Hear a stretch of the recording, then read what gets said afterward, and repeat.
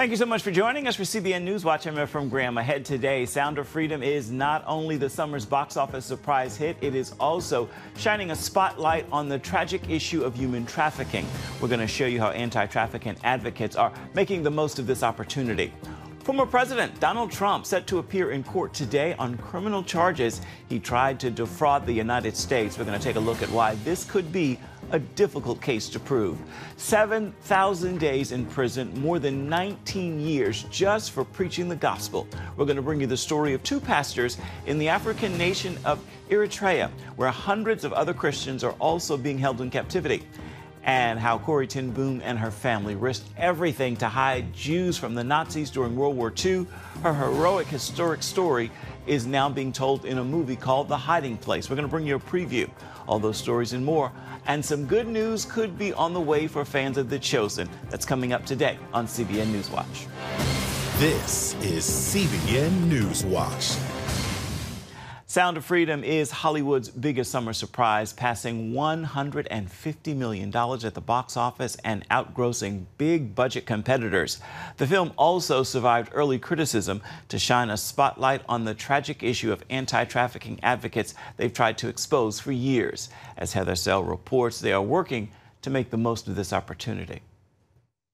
It is the fastest growing international crime network that the world has ever seen.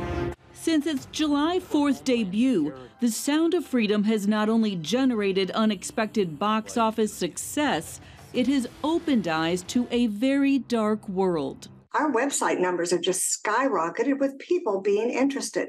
My phone is blowing up every single day with all the questions and people wanting to ask those questions. We've been inundated with phone calls and meeting up with potential donors and people that are very interested to learn what's happening right now here in the United States. Longtime anti-trafficking advocates say the movie has brought incredible attention to the horror of this exploitation. They're now working to further educate those who want to understand what's happening in their communities and how they can help. We take in referrals of women that are coming straight off the streets. Survivor Lisa Michelle founded Untethered Ministries in San Antonio. She almost didn't see the movie, fearing it would hit too close to home. The little girl that was in the film actually depicts a lot of what happened to me as well, except for it was a trusted businessman in our neighborhood. It wasn't somebody who kidnapped me. Since Sound of Freedom depicts trafficking overseas, Michelle believes it lost an opportunity to show the exploitation in the U.S. We're missing the victims right in front of us. The victims that are working at our local stores and in our nail salons and massage parlors. What we seek to do in all of our work is to elevate that survivor voice. Brittany Dunn co-founded Safe House Project in 2018. She and other advocates regret efforts by those trying to tie the film to conspiracy theories. And they say now is the time to educate moviegoers who want to learn about trafficking at home. To that end, Safe House provides easy-to-access resources for churches, as does Shared Hope International and other faith-based nonprofits, like the International Justice Mission. It is unique in that it not only rescues and restores victims overseas, but also helps bring perpetrators to justice. Tim Ballard, whose work inspired the movie, has left the organization he founded and is advocating for nonprofits that rescue children around the world. He tells CBN News his desire now is to help fund others' good work. We're going to use the power of this film and the awareness and people now motivated and converted and understanding. We got to channel that energy into more rescues to get more kids out and healed. These children and young adults who've been exploited are the real heroes, say advocates. Most are never identified, let alone rescued or restored. Heather Sells, CBN News. And there was good news in the fight against sex trafficking this week. The FBI recovered more than 200 victims of human trafficking in a nationwide sting action known as Operation Cross Country. The agency found 59 victims of child sex trafficking and child sexual exploitation and 59 missing children during a 2-week operation to battle exploitation. The operation was carried out in collaboration with the National Center for Missing and Exploited Children. Agents were able to identify or arrest at least 126 suspects facilitating child sexual exploitation, along with 68 suspected human traffickers. You can find out the details, including the ages of the victims, at cbnnews.com. I want to turn now to politics. Former President Donald Trump is set to travel to Washington, D.C. this afternoon to face criminal charges. Among them, that he knowingly conspired to defraud the United States by using dishonesty. Former President Trump's attorneys plan to argue that the government's case is an attack on their client's free speech. Meanwhile, the former president could face even more problems in court in the coming weeks, as officials in Georgia plan to charge him for interfering with their state's 2020 election results. George Thomas has that story. Security barricades going up at this D.C. federal courthouse ahead of former President Trump's arraignment today. He faces charges of plotting to overturn his 2020 election defeat. He's going to be advised of the charges against him. He's going to enter a plea of not guilty. Trump's lawyers already floating their client's defense. What we have now is an administration that has criminalized the free speech and advocacy of a prior administration during the time that there is a political election going on. Mark Kalen-Smith of Cedarville University telling CBN's Faith Nation that the free speech argument is misplaced. When we think of the First Amendment, we're generally not thinking of things like coercing a government official, calling the Georgia Secretary of State or threatening the Arizona Speaker of the House of Representatives. That's not really what we think of when we think of protected political speech. The special counsel pledged to pursue a speedy trial. Smith says proving that the former president is guilty of the charges will be a tough sell. This case is complicated because the government's going to need to prove to some extent that President Trump knew what he was saying was false. They're going to be able to show that many people told him these things were false, but that's a little bit different than proving that internally he knew it and acted based upon those beliefs. On the campaign trail, Mike Pence is speaking out against his former boss after Trump leveled new accusations that he didn't fight against election fraud. I really do believe that anyone who puts themselves over the Constitution should never be president of the United States. And anyone who asks someone else to put themselves over the Constitution should never be president of the United States again. Despite these new set of charges, Trump is still the far and away frontrunner for the GOP nomination. I've talked to many campaigns who've kind of throwing up their hands about the fact that, and it is a fact, that the Republican frontrunner now, the person that's best poised to win the nomination, faces the prospect of actually going to prison on multiple fronts. Meanwhile, Trump could face even more charges in coming weeks. Georgia officials say they're wrapping their investigation into Trump's alleged attempts to overturn the results of that state's 2020 presidential election. George Thomas, CBN News. Coming up, held in captivity for more than 7,000 days for simply preaching the gospel. We're going to bring you the story of two pastors being held in the East African nation of Eritrea when we come back.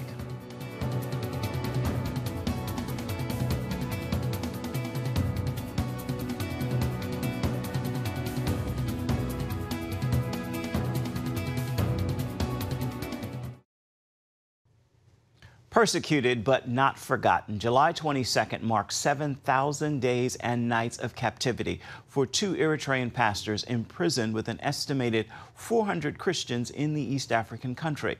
7,000, that is more than 19 years for simply preaching the gospel. On this week's episode of The Global Lane, Voice of the Martyrs radio host Todd Nettleton tells of the two pastors' plight and why Eritrea is called the North Korea of Africa. Both of these pastors were part of the Full Gospel Church in Eritrea. Back in 2002, the government called in the leaders of most of the evangelical churches in the country and said, you are closed, no more public services. These churches and so many others immediately went underground. And shortly after that, Christians began to be arrested. And these pastors were arrested in 2004. As you say, more than 19 years later, they are still in prison. And just like the other 400 or so Christians in prison in Eritrea right now, they've never actually even been charged with a crime. They've never had a trial. They've never had a lawyer. They don't know how long they'll be in prison. There is no prison sentence. They just disappeared into the Eritrean prison Eritrean prison system. And now here we are 19 later, they're still there. Now, you've met with Eritrean Christians, so tell us what they've told you about the persecution that they've been forced to endure. You know, one of the amazing things is the faithfulness of our Eritrean brothers and sisters. And they say persecution is not sweet, but it is useful. God is using persecution in that country to purify and to build his church.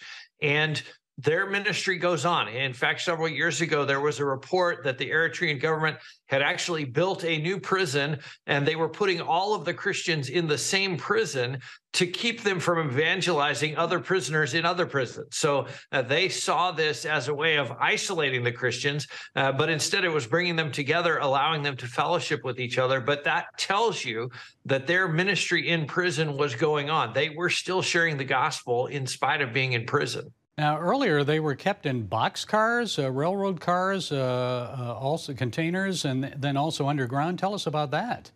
Yeah, there are Eritrean Christians that have been kept for many months in metal shipping containers. Helen Berhane is probably one of the best known, an Eritrean worship leader and singer, kept in a metal shipping container. Other Christians have talked about being held in underground prison cells with no light, literally 24 hours a day in the pitch darkness.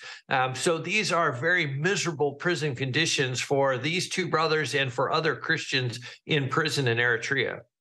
Todd, I'm sure some people would say, well, how can you possibly compare Eritrea to North Korea? Because no churches are allowed in North Korea other than maybe a few state-run show churches. And at least Eritrea allows Orthodox, Catholic, and Lutheran Christians to freely worship. So how do you respond to that?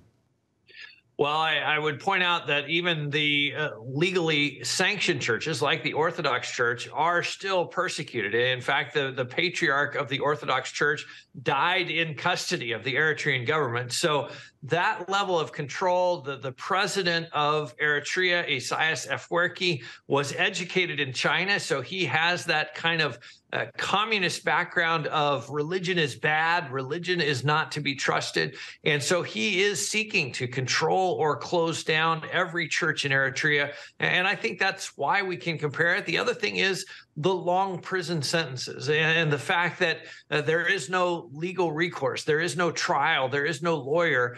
People just disappear into the prison system, similar to how they do in North Korea. So what can we do to help these pastors and the other imprisoned Christians? Is our government able to do anything about it? Well, I would encourage people to do two things. One is pray, and we always say that prayer is the most powerful response that we have to the persecution of our brothers and sisters. In this case, we're also encouraging people to contact the Eritrean embassy and let them know, hey, let these pastors out of prison, let them go. We want them to know this is not something that is happening in secret in the dark. This is something the world is aware of, the world is paying attention to. And so I would encourage people, send an email, send a fax, make a phone call, let the Eritrean government know through their embassy in your country that the world is aware of how they are persecuting our Christian brothers and sisters. And what have they said to you, Todd, about the power of prayer and what a difference that makes for them, those that have been in prison and are out that you've talked with? You know, I have heard so many amazing stories from Christians in prison of how God's presence is so real to them and such an encouragement to them, and how they know that they're being prayed for. One of the things I often pray for persecuted Christians, and I would encourage people to pray for Pastor Haile and Dr. Kuflu, is pray that they'll know they're being prayed for, that the Holy Spirit will reveal to them, hey, right at this moment, right now, somebody is praying for you, because I know that will be an encouragement to them. Okay, Todd Nettleton, host of the Voice of the Martyrs weekly radio program, VOM Radio. Todd, where can they hear the show? VOMradio.net is the website. You can find any podcast service. You can find a local radio station. All of that, VOMradio.net. All across America. Thank you for serving the persecuted church, and thanks for being with us, Todd. We appreciate it. You're welcome. It's always good to talk to you, Gary. Also on this week's episode of The Global Lane, now that a third indictment has come against Donald Trump, we're going to hear why one legal analyst believes the former president will be convicted, and to look at two books some Minnesota parents want removed from high school libraries and kindergarten classrooms. You can watch The Global Lane this evening on the CBN News Channel. It begins at 8:30 Eastern. You can also see it on the CBN News app or on YouTube. Still ahead, a new film tells the important story of how a famous Christian author, Corrie ten Boom, and her family risked everything to protect Jews from Nazis during World War II. We're going to bring you a look at The Hiding Place. It's coming up right after this.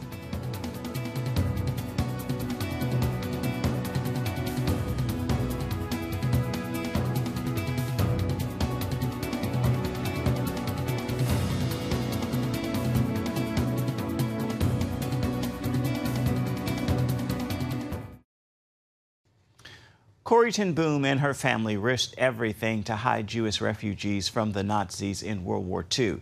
The heroic story is told in her 1971 autobiography, The Hiding Place. This week, that story is coming to the big screen. I caught up with the cast and creators for a preview. Oh, my dear Cornelia Arnolda Johanna ten Boom. My little Corrie. When the time comes for courage, your father will give you everything you need. Courage. It's the best word to describe the story of Corrie ten Boom and her humble Dutch family of Christian watchmakers who hid hundreds of Jewish neighbors during World War II, risking everything and enduring unspeakable evil. I have some news. Out with it, then? Isn't he coy about it? This story, made for the stage, now moves to the big screen. I'm Nan Gurley, and I play Corrie ten Boom. My name is Matt Logan, and I am the director and designer of the stage play. My name is Pete Peterson. I am the writer of the stage play and the producer of the film The Hiding Place. I'm leaving my position at the church. What? But how can you, Willem? I think ministry is not my calling after all. But what will you do? I've opened a home for the elderly. The elderly. Peterson's play is based on Corrie ten Boom's book of the same name. What's the process of turning The Hiding Place into a stage play? That is a great question. I went into it with a lot of fear and trembling. So my wife and I jumped in a plane and started in Amsterdam, visited The Hiding Place in Haarlem, where Corrie lived, and then we drove across Germany to visit Ravensbrück concentration camp, where Corrie and Betsy ended up. And until you've been in a concentration camp, you can't really fathom how big the evil that happened was. To walk into the gas chamber and then to literally stand in front of the oven where Betsy ten Boom was disposed of. You know, that's a process of research that really fundamentally changed my relationship to the story. And the one thing that was really clear to me is that it's really easy to think that The Hiding Place is about Corrie ten Boom, and it is, obviously. But Betsy ten Boom is the real hero of this story in a lot of ways. Like, Corrie's intent with telling this story in some ways was to honor the beautiful person that her sister was. And so I really wanted to be committed to making sure that we told that story as well. Think she gets overlooked in history? I think she does, yeah. Lots of people know the name Corrie ten Boom, but the name Betsy ten Boom is not talked about as much. And Betsy is just one of the most remarkable people that I've ever encountered. Her ability to be grateful in the midst of the worst circumstances is something that I struggle to do even when I'm just having a bad Monday. Kept no Jews, we conducted no raids. Perhaps it would help if you considered me a priest. Why do you think it's important for this to go from stage now to screen? Because it will reach so many more people. We'll get to know this story. The current generation doesn't know a lot about Corrie. And it's so important for this story to be retold and retold, not only from the standpoint that if you don't know history, you're doomed to repeat it, but also we need to be encouraged. We need to know the names of the people in that cloud of witnesses. Now, that play, The Hiding Place, ran in Nashville for a month to sold-out crowds every single night. Now, The Hiding Place movie is available to you. You can see it in theaters today and Saturday. To find out where you can see it, simply go to cbnnews.com. Coming up, good news could be on the way for fans of the hit series The Chosen about the upcoming 4th season. We're going to have that story for you when we come back. Stay with us. You're watching CBN NewsWatch. We'll be right back.